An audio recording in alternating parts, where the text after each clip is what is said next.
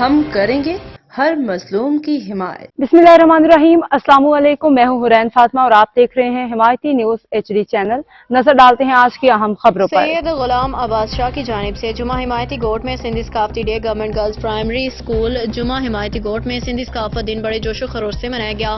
School के तालिब इल्मों ने सिंधी सकाफती अजरक टोपी पहनी, सिंधी गीतों पे डांस करते हुए सिंधी सकाफत का दिन मनाया।